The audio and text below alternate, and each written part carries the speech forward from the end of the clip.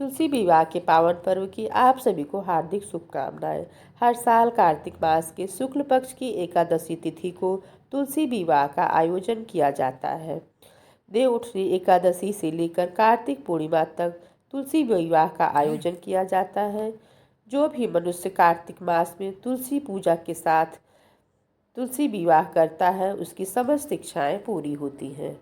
हिंदू धर्म में तुलसी के पौधे को बहुत पवित्र पौधा माना जाता है और माता तुलसी में महालक्ष्मी का अवतार माना जाता है। जो भी मनुष्य श्रद्धा भाव से माता तुलसी की पूजा आराधना करते हैं वह अंत समय में बैकुंठ धाम में विराजमान होते हैं। देवउठनी एकादशी के दिन भगवान विष्णु के साथ शालिग्राम अवतार के साथ माता तुलसी का विवाह कराने की परंपरा है। इसी दिन से विवाह एवं अन्य मांगलिक कार्य सभी आरंभ किए जाते हैं। इन 5 दिनों में जो भी मनुष्य तुलसी विवाह की कथा को सुनता है उसे अनंत गुना फलों की प्राप्ति होती है। चलिए सुनते हैं तुलसी विवाह की कथा। श्री लक्ष्मी नारायण जी के चरणों का ध्यान करते हुए तुलसी विवाह की कथाओं को सुनती हैं। सावण मुनि की पुत्री तुलसी अपूर्व सुंदरी थी। उनकी इच्छा थी कि उनका विवाह भगवान नारायण के साथ हो। इसके लिए उन्होंने नारायण पर्वत की घाटी में स्थित बद्री वन में घोर तपस्या की। दीर्घ काल तक तपस्या के उपरांत ब्रह्मा जी ने प्रसन्न होकर दर्शन दिया और वर मांगने को कहा। तुलसी जी ने कहा कि सृष्टिकर्ता ब्रह्मदेव आप अंतर्यामी हैं, सबके मन की बात को जानते हैं। फिर भी मैं अपनी इच्छा आपसे बताती हूँ। मैं चाहती हूँ कि भगवान श्री नारायण मुझे पति के रूप में मिले। ब्रह्मा जी ने कहा कि तुम्हारा अभीष्ट तुम्हें जरूर मिलेगा। अपने पूर्व जन्म में किसी अपराध के कारण तुम्हें श्राप मिला है। इसी प्रकार भगवान श्री नारायण के एक पार्षद को भी दानव कुल में जन्म लेने का श्राप मिला है। दानव कुल में जन्म लेने के बाद भी उसे नारायण का अंश विद्यमान रहेगा। इसलिए इस जन्म में पूर्व जन्म के पाप के समन के लिए संपूर्ण नारायण तो नहीं मिलेंगे, लेकिन नारायण के अंश से युक्त दानव कुल में जन्मे उस श्रापग्रस्त पार्षद से तुम्हारा विवाह होगा। श्राप मुक्त होने पर भगवान श्री नारायण सदा सर्वदा के लिए तुम्हारे पति हो जाएंगे। तुलसी ने ब्रह्मा के इस वर को स्वीकार किया, क्योंकि मानव कुल में जन्म के कारण उस मायावी भोग को तो भोगना ही था। तुलसी बद्री वन में रहने लगी। नारायण का वह पार्षद दानव कुल में जलंधर के नाम से पैदा हुआ था। कुछ दिनों बाद वह भ्रमण करता हुआ बद्री वन में आया। यहाँ तुलसी को देखते ही वह उस पर मंत्रमुग्ध हो गया। तुलसी के सामने उसने अपने विवाह का प्रस्ताव रखा था। इतने में ही वहाँ ब्रह्मा जी आ गए और तुलसी से कहा, तुलसी जलंधर को देखो, कैसा देवोपम उसका स्वरूप है। दानव कुल में जन्म लेने के बाद भी लगता है जैसे इसके शरीर में नारायण का वास हो।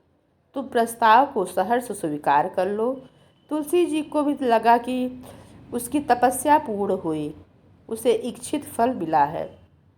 जलंधर के साथ उसका गंधर्व विवाह हो गया और वह जलंधर के साथ महल में पत्नी बनकर आ गई। जलंधर ने अपनी परम सुंदरी सती साध्वी पत्नी को तुलसी के साथ बहुत दिनों तक राज्य किया। उसने अपने राज्य का इतना विस्तार किया कि देवलोक तक उसके अधिकार में आ गया। स्वर्ग का सुख भोगने वाले देवताओं की दशा भिखारियों जैसी हो गई। जलंधर किसी को कष्ट देना नहीं चाहता था, पर अधिकार और राज्य छिन जाने से सारे देवता मिलकर ब्रह्मा, विष्णु और शिव जी की सभा में गए तथा अपनी विपत्ति सुनाई।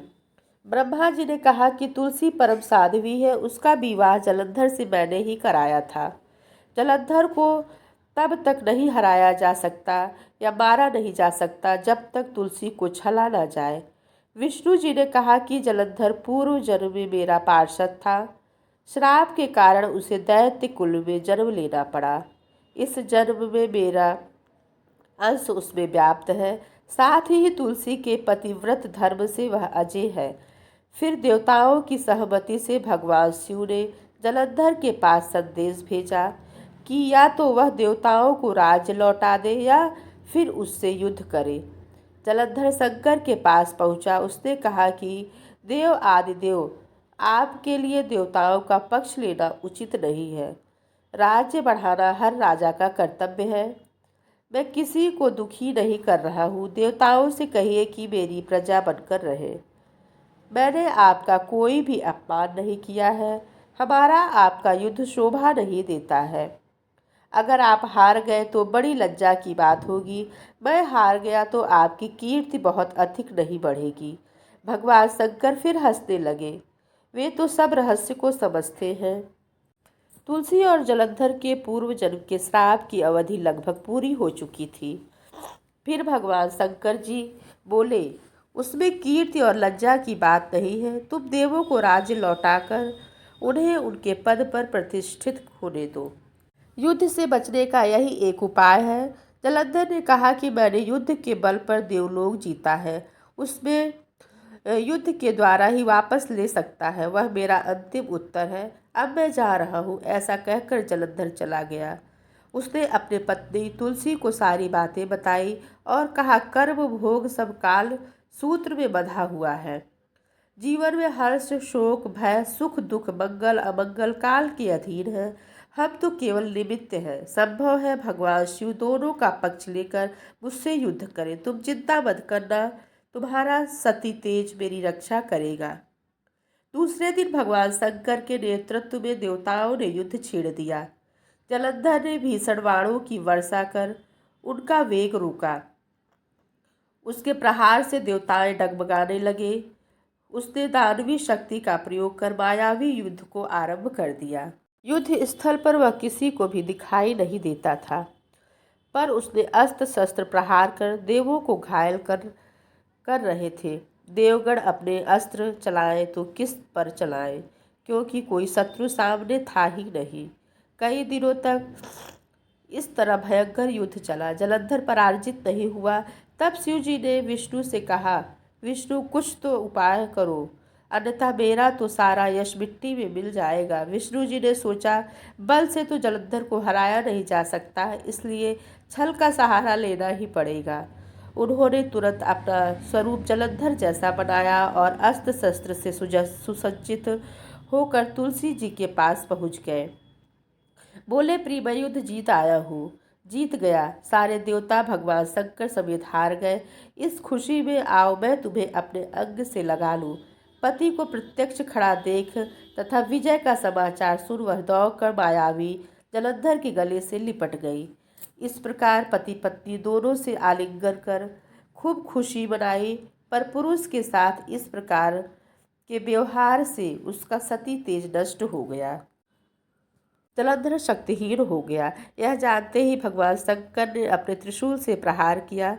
त्रिशूल के लगते ही जलंधर जलकर भस्म हो गया। जलंधर के मरने की बात को जानकर विष्णु अपने असली रूप में आ गए। सामने अपने पति जलंधर के स्थान पर भगवान विष्णु को खड़ा देख तुलसी बहुत विस्मित हुई। उसे पता लगा कि नारायण स्वयं अपने साथ छल किया है। स्वयं नारायण ने उसके साथ छल किया है। क्रोध में आकर तुलसी ने श्राप दिया कि एक सती स्त्री का सतीत्व भंग करने के कारण के अपराध में तुम हृदयहीन पत्थर हो जाओ। विष्णु जी ने कहा, तुलसी के श्राप को सिरोधार्य कर कहा, देवी तुम्हारे कहा जलंधर के कल्याण के लिए तुम्हें ऐसा करना पड़ा। तुम दोनों को श्राप मुक्त करना था। देवी, तुम्हारे तथा जलंधर के कल्याण के लिए मुझे ऐसा करना पड़ा। तुम दोनों को श्राप मुक्त करना था। तुम भी अपना शरीर त्याग कर तुलसी विरवा के रूप में जन्म लोगी और मेरी पूजा तुलसी दल से ही होगी। मैं शालिग्राम पत्थर बनूंगा। मेरी शीश पर तुम आदर के साथ विराजमान होगी। तुम्हारे पति की हड्डियों के चूर्ण से शंख की उत्पत्ति होगी। उस शंख ध्वनि से देवताओं तथा मेरी पूजा आराधना होगी। जहाँ शंख ध्वनि होगी वहाँ मंगल से मैं विराजमान रहूँगा। तुमने पूर्व जन्म में बद्री वन में मुझे पाने के लिए बड़ी तपस्या की थी। अब अगले जन्म में मैं नारायण प्रस्तों के रूप में बद्रीनाथ वन में स्थापित होऊंगा और मेरी पूजा अर्चना फल फूल से ना होकर तुम्हारी तुलसी दल से होगी। मेरे शीश पर विराजमान होकर तुम मुझसे भी ऊंचा पद प्राप्त करोगी। बोलिए लक्ष्मी नारायण भगवान की जय। तुलसी जी की सालिग्राम की जय। बोलिए राधे राधे।